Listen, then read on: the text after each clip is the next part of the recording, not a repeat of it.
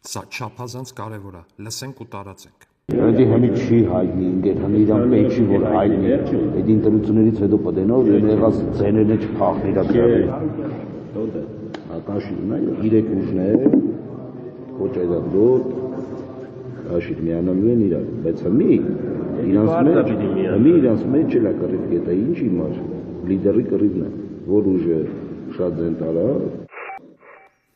Այս ձայնագրությունը հրապարակել է հակակոռուպցիոնը, այս ձայնագրությունը արվել է Քոչարյանի շտաբում։ Քոչարյանի շտաբում խոսում են նրա մասին, որ իրանց բառերով ասած Դոդը, Բութ, Ծառուկյանը,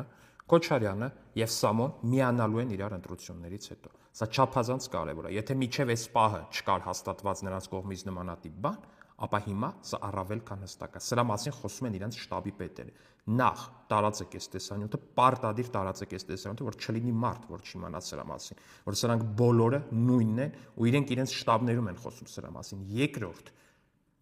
միակ հակաքայլը սրա դեմ քաղաքացիական պայմանագիր կուսակցությունը ընտրելն է։ Թույլ չտաս, որ քեզնից գողանան քո երկիրը։ Թույլ չտաս։ Քվեաթերթիկ 16 տարածիր տեսանյութը։